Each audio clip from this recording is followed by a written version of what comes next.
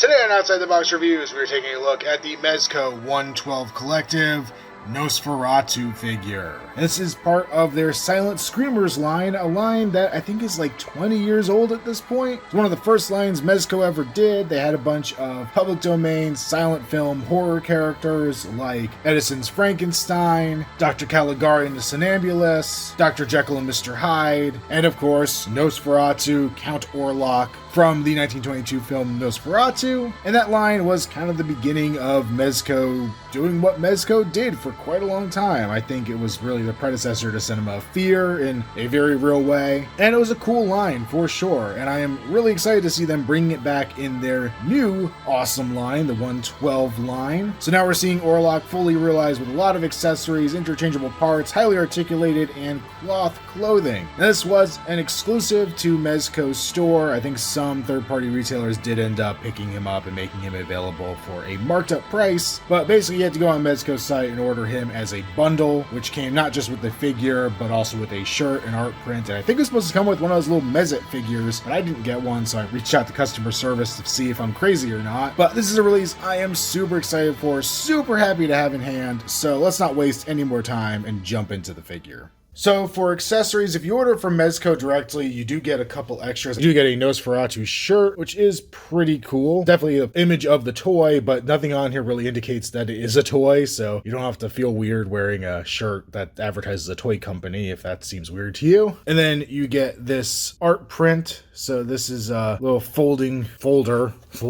Yeah, great use of English there, Phil. And then you open it up, and then we have an image of the toy with its silhouette there in the background, replicating a famous scene from the film. It's nice. It's a high quality, pretty thick little print there. It's designed to look weathered, so it does have some kind of like scratch marks and stuff on it. It actually looks to be translucent. Yeah, it is translucent. You can see my finger there through it. So this is pretty cool. I'll have to find a way to display this because it's pretty darn neat. As you guys know, I typically don't review the boxes for any of these collectibles, but I gotta say the one this comes in is pretty dang sweet because it's actually a little lunchbox. So on the front there we get the artwork for Nosferatu, Silent Screamers. If we took a look at the top, it does have little latches here. On the one side we have Orlok there in his little doorway silhouette. It's kind of the strip of that silhouette going down the back, and then yeah, so technically this one's upside down if you look at it correctly with the lunchbox right side up. And same artwork there in the back with like a UPC and other stuff on there.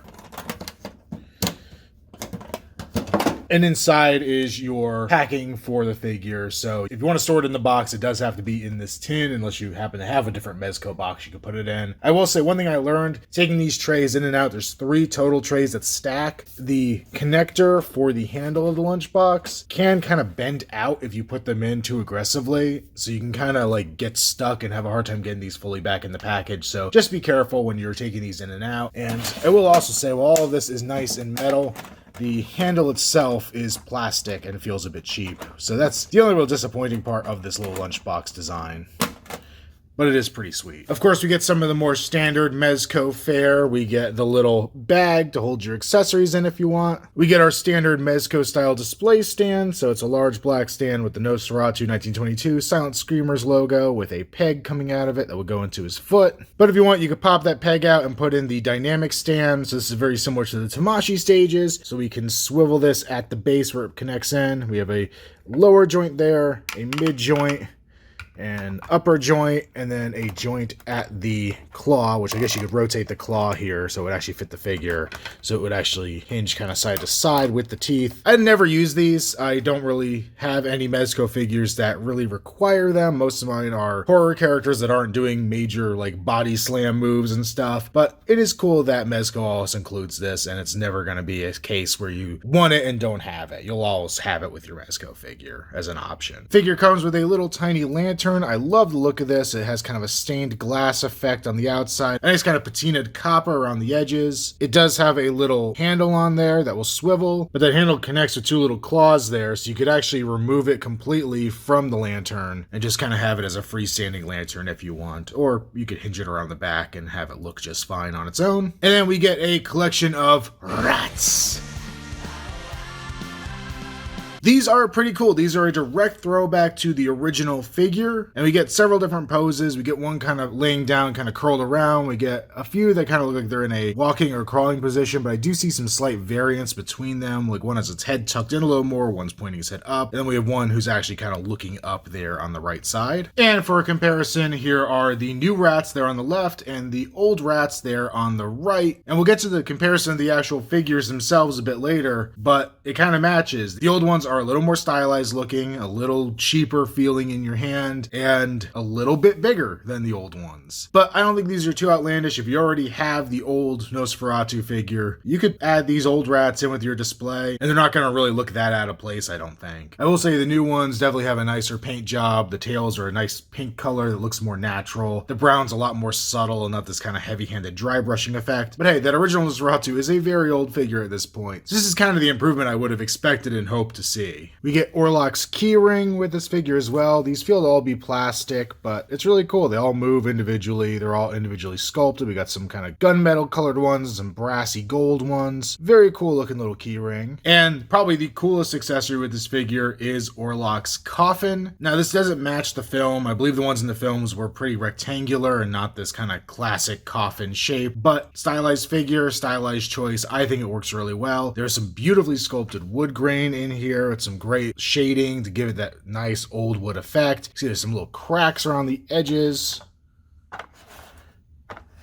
Just overall looks really nicely done. I definitely am happy with how this turned out. Then we've got the lid with a lot of that same detail, and then we have the crack up here at the top. And the crack does actually line up so you can see Orlok's face peering out from inside the coffin, which is very cool. Even the back of the lid is detailed with those cross beams going across it. I really appreciate that detail, so you could have it like lying open next to the coffin or on the floor in front of it and still have it look great. And then holy crap, the inside has his native soil in there and some more rats, which is such a cool detail. I mean, you do see in the film, I believe, that they crack open one of the coffins and rats spew out of it. So it's really neat to see that there are some still in here with him. And I apologize if I'm getting details of the movie wrong. It had been a while since I'd seen Nosferatu, so I watched the original, I watched the 70s version, and I watched Shadow of the Vampire all within like 3 days. So I may kind of have those movies a little mixed up in my head because they're very similar. My only gripe about this coffin is the lid doesn't really snap into place or anything, so you can't put it upright and expect that lid to stay on by itself. I was kind of hoping you could pose it, so it's a little more upright. Not that it's something you see in the film, but just because it would be kind of cool to display it that way and save a little space. Of course, if you take the lid off, the coffin will stay by itself just fine. I mean, because the rats kind of defy gravity there. But yeah, if you're expecting to be able to put it upright with the lid on, you cannot. All right, I feel like we've been talking for a while and we haven't even gotten to anything really directly related to the figure himself. We do get 6 different hands total, 2 pairs of hands, and then 2 unique hands, one for each side. So we get these kind of relaxed hands, we get these grasping hands. Then for his left, we get kind of a gripping hand, which I'm sure you can use for the keys or the lantern. And then we have this right hand that's kind of like a pointing, gesturing hand. All of these are beautifully detailed. They're kind of a whitish gray flesh tone. They have some raised veins going through them. The nails look really gross and grimy. Just really fantastic hand options for this figure. I think I could have stood to have a couple more, but really for what the character is, this is fine. The figure comes with 3 different heads, and Mezco knocked these out of the park. I love the flesh tone on this figure. It just looks like he's been out of the sun for hundreds and hundreds of years. He has this darkness around his eyes that kind of fades in and gets darker as they get towards his pupils, which are not just jet black, but a nice glossy jet black, so they look watery and gross. You can see some veins up there on the top of his forehead. And the detail that stuck out to me the most looking at this figure when I got out of the box is that he has like a light pink going on the very tips of his ears, giving him almost a translucent effect, like what little light is in his world is passing through those ears and making them kind of glow, which is so cool looking. I absolutely love the paint they chose for this guy. This first head sculpt here, of course, is him with a mostly shut mouth. You can see those little front teeth sticking out a bit. We rotate him, we can see his very odd profile. This is once again a very stylized figure, so he kind of has a weird lumpy shaped head. His nose is even more more weird and crooked than it is in the film. The back, we have some cool wrinkles going on in the back of his head, and there's the other side of it. Pop that out, it's a simple ball joint, and then we can pop on his next head. So pretty much the same detail all around, except we have his teeth exposed now, coming over his lip, looking very, very hungry and ready to go get something to eat. And then lastly, we have his full-on monster face, his teeth bared. We got some more veins going on the top of his head. I think the veins are actually even a little darker, a little more purple in them than there were on the other ones, but he just looks totally aggro and ready to attack. Very cool looking, very disturbing looking, and look how much those teeth are sticking out from the profile. That's pretty nuts. The figure also does come with a little hat that just rests on top of his head. It's like a slightly rubbery material, and you can use that with all three heads, and it just sits on there. It's got some nice wrinkles on it, a little bit of paint detail, but not a lot. It serves its purpose. Probably the head of the three that makes the least sense to demo it on, but it works. For the rest of the figure, this is a Mezco 112, so of course we have cloth clothing, so we have that purplish blue scarf there around his neck, which is barely visible, but a nice touch on there. Then we have his tattered pea coat here. Not a lot of paint variation on it. We do have the little buttons going across the front. I guess they're clasps, really. It doesn't seem to be removable, so I think he's sewn into this clothing, but it looks really good. It has a nice kind of burlappy, old school texture to it. We do see it gets darker and then tattered there around his wrists, and similarly around the bottom of the coat itself, we have all those tatters and tears. It fits him pretty snugly, but very nicely. It looks natural on him, so that's definitely a plus. Going down his legs, he has these kind of tights on, so they feel like they're a spandexy kind of material. They do bunch up a little bit when you move the legs, but not terrible. I don't think it would be much different if they were real tights on a real person, so they seem to work pretty well. My only fear, and I don't know if it's the tights or something else, is it does seem like his feet are a little loose, and I kind of wonder if it's because of the spandex material is what's inside kind of stuffed into the ball peg and it's not gripping as well as it should, but I'll play with that a little more. Talked about the hands earlier, but just to give you a little better look, there's some of the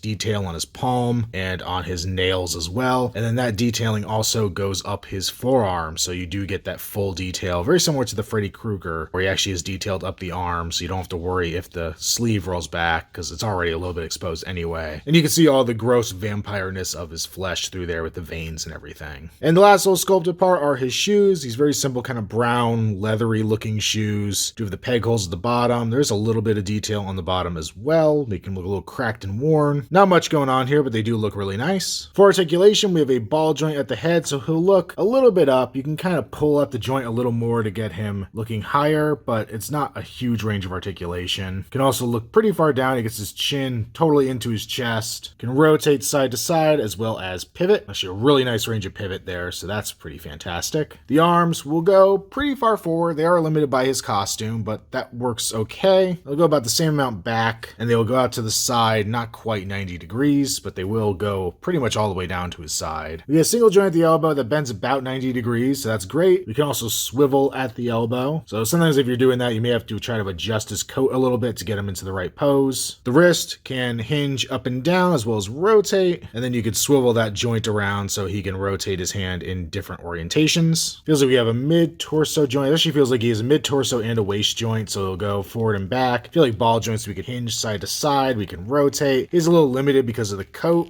but he does have a pretty nice range there out of his torso, so you even get him like arching his back backwards in fear as he's being hit by the sun's rays or something like that. The legs will kick pretty far forward. They'll also go a decent amount back. You can kick pretty far out to the side. Can swivel at the upper leg. We have a double joint there at the knee, so he'll go all the way back. And then we have ball joint at the feet. And like I mentioned, they seem a little loose, and he does have a little trouble standing. So for a size comparison, here's our new Nosferatu next to the old Silent Screamers version. And like I said, you can see there's definitely a clear inspiration. The costume is virtually the same, except much more stylized than the old one. Same with everything, really. The sculpt of it, the facial expression. It does have those big black marble eyes to it. So I really think this is a great update of, I guess, one of the earliest Mezco figures, from what I believe their press release had stated. So it's really cool to see where this went, and it does make me hope that we do get more Silent Screamers down the way, because I'd love to see some of those other releases they did updated in this 112 style. And here he is compared to the Mezco Frankenstein monster. It is funny because it looks like Orlok has broader shoulders than the Frankenstein monster. He does stand actually roughly the same height too. I thought with his big platform boots, I thought the monster was going to be a bit taller than Orlok, but really they aren't that far off from each other. So I'm kind of surprised to see that, but it is neat. Orlok never really comes off super huge to me in the film, but there is that classic scene where he goes through the doorway and he just fills the doorway. So I guess he is supposed to be a tall and imposing character, but I think his features kind of make him look like he's a little more tiny rodent-y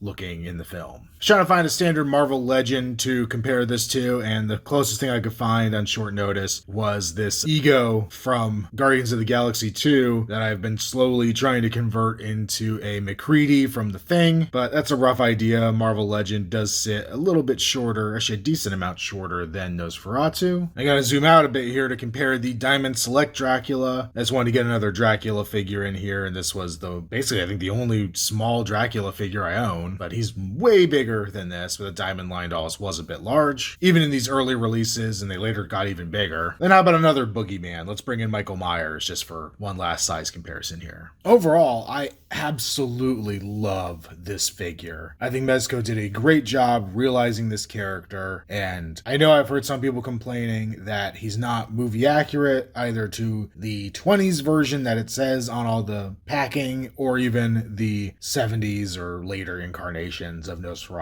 on film, but I absolutely love how this figure came out. He's so gross looking, so rat-like, and his clothes are just the right amount of beat up and grimy. He's well articulated as well, and I'm so glad I was able to get this guy. He may be a little hard to get your hands on right now, but if you do have the opportunity, I would highly recommend him because he is an absolutely beautiful release. Like I said before, I really hope Mezco continues and does some more of the Silent Screamers. I assume since most of these movies are public domain at this point, they shouldn't be that hard to get the rights to do. I think that's why they did them in the first place back in the day. I'd love to see an Edison-style Frankenstein in this scale. I think that could be a lot of fun. And honestly, since they've done Iron Man, I could almost see Maria, the robot from Metropolis, making an appearance in the line. That'd be really cool. And I have a friend who I know would go crazy if he saw that released. I'm really hoping for more. It would be so cool.